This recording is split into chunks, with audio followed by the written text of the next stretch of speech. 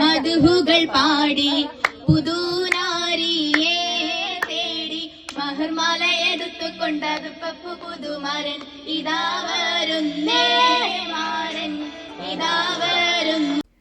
ഇതെന്താ അപ്പോൾ ഒരു പാട്ടെല്ലായിട്ട് എന്നല്ലേ. ഞങ്ങളങ്ങനെ ഒരു ദൂരയാത്ര പോവാണ് ഒരു കല്യാണത്തിന്.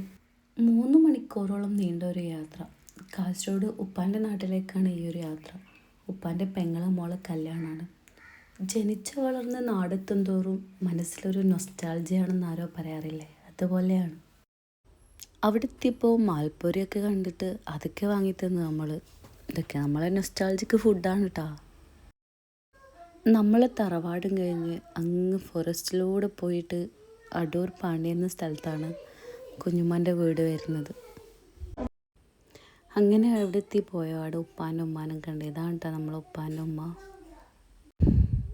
പുതിയ പെണ്ണിനെ ഓരോരാളെയും കണ്ട് പിന്നെ സ്റ്റേജൊക്കെ കണ്ട് അപ്പോഴേക്കും തന്നെ നിക്കാഹിൻ്റെ സമയമായിരുന്നു കേട്ടോ.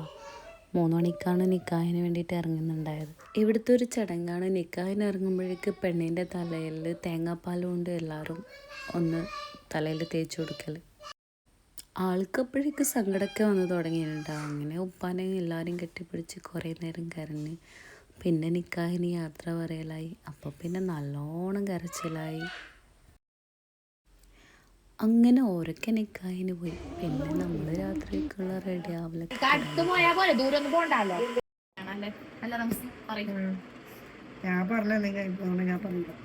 നിക്കാഹാകുമ്പോഴേക്ക് വെള്ള ഡ്രസ്സ് ഇട്ടിട്ട് ഫോട്ടോ എടുക്കണമെന്നും പറഞ്ഞിട്ട് ഓൾ ആദ്യം അതിന് റെഡി ആവാണ് കേട്ടോ.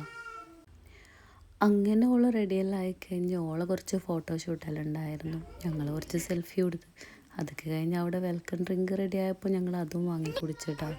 പിന്നെ കുറച്ച് ഫോട്ടോഷൂട്ടൊക്കെ ഉണ്ടായിരുന്നു. കുറച്ച് നേരം അങ്ങനെയൊക്കെ നിന്ന് പിന്നെ ഏകദേശം നിൽക്കാൻ കഴിഞ്ഞിട്ട് ആൾക്കാരൊക്കെ വരാൻ തുടങ്ങി. പിന്നെ തലേന്നത്തുള്ള ഒരുക്കങ്ങൾ കഴിഞ്ഞ് ഫോട്ടോ എടുപ്പിനുള്ള തയ്യാറാണ് ബ്രൈഡ്. ഫോട്ടോഗ്രാഫർ ചെരിഞ്ഞും മറിഞ്ഞൊക്കെ ഫോട്ടോ എടുക്കുന്നുണ്ട്. അങ്ങനെ കുറച്ച് നേരം ഞങ്ങൾ ഫോട്ടോ അസിസ്റ്റൻ്റായിട്ടൊക്കെ നിന്ന് പാട്ടും പിന്നെ ബ്രൈഡിൻ്റെ ഉപ്പാൻ്റെ വക ദഫ്മുട്ടും ഒക്കെ ഉണ്ടായിരുന്നു കേട്ടോ. അതൊക്കെ കഴിഞ്ഞിട്ട് പിന്നെ ഞങ്ങളുടെ വക ചെറിയൊരു കലാശക്കൊട്ടും ഉണ്ടായിരുന്നേ.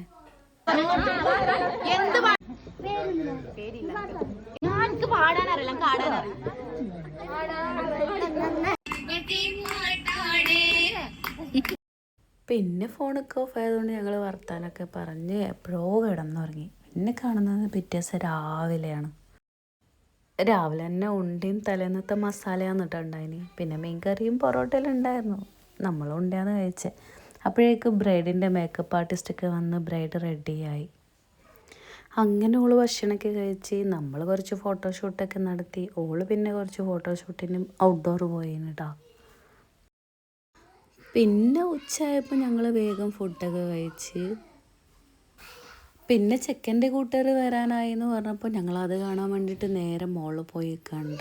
എന്നാലും നേരിട്ട് കാണുമെന്ന് വെച്ചിട്ട് അതിൻ്റെ ഇടയ്ക്ക് ചെക്കന് കൊടുക്കാനുള്ള ബൊക്കെയൊക്കെ കണ്ടപ്പോൾ അതൊക്കെ വെച്ച് കുറച്ച് ഫോട്ടോസൊക്കെ എടുത്ത് പിന്നെ അവനക്ക് വരാനായതുകൊണ്ട് അവിടെ പിള്ളേരയിൽ കൊടുത്തിട്ട് അങ്ങനെ കാത്തിരുന്ന് ചെക്കൻ വന്നു.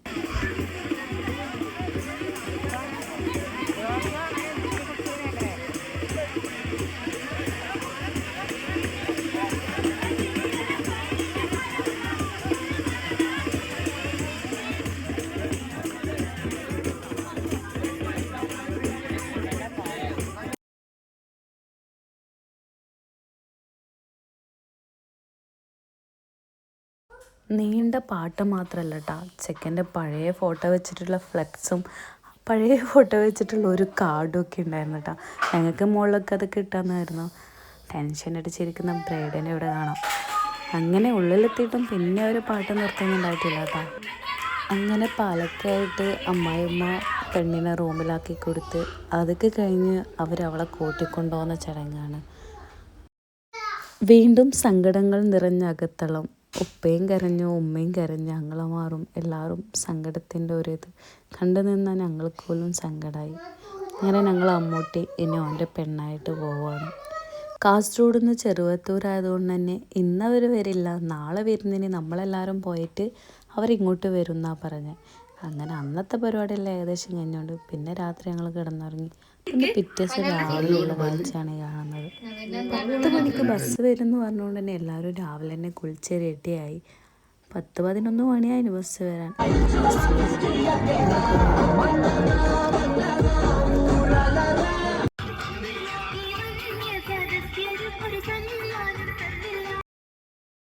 പോകുന്ന വഴിക്ക് എൻ്റെ സ്കൂൾ കണ്ടിന് കേട്ടോ. വല്ലപ്പോഴും കാണുന്നത് കൊണ്ട് തന്നെ ഈ ഒരു നാടും ഞാൻ വളർന്ന തറവാടും ഞാൻ പഠിച്ച സ്കൂളും അതെനിക്ക് ഭയങ്കര സന്തോഷം തരുന്ന ഒരു കാര്യമാണ്. അങ്ങനെ ഞങ്ങൾ അവിടെ എത്തി. ബസ് ഇറങ്ങിയിട്ട് കുറച്ച് നടക്കാനുണ്ടായിരുന്നു കേട്ടോ. വലിയ ബസ്സായതുകൊണ്ട് ഈ ഒരു ചെറിയ വഴിയിലാണ് വരില്ല എന്ന് പറഞ്ഞ് അങ്ങനെ പോയപാടെ തന്നെ വെള്ളം കുടിച്ച് പിന്നെ ഞങ്ങൾ വീടൊക്കെ ഒന്ന് കണ്ട് പെണ്ണിനൊക്കെ ഒന്ന് കണ്ട്. കടലിൻ്റെ സൈഡായിരുന്നു കേട്ടോ വീട്. അതുകൊണ്ട് തന്നെ ആസ്വദിച്ച് കഴിക്കാൻ നല്ല രസമുണ്ടായിരുന്നു. മന്തിയും നെയ്പ്പത്തിലും പൊറോട്ടയും കുറുമക്കറിയും പിന്നെ കുറേ തരം പുഡിങ്ങൊക്കെ ഉണ്ടായിരുന്നു കേട്ടോ. ഈ കാണുന്നത് കടലും പിന്നെ വീടും, കടലും വീടും അങ്ങനെയായിരുന്നു കേട്ടോ.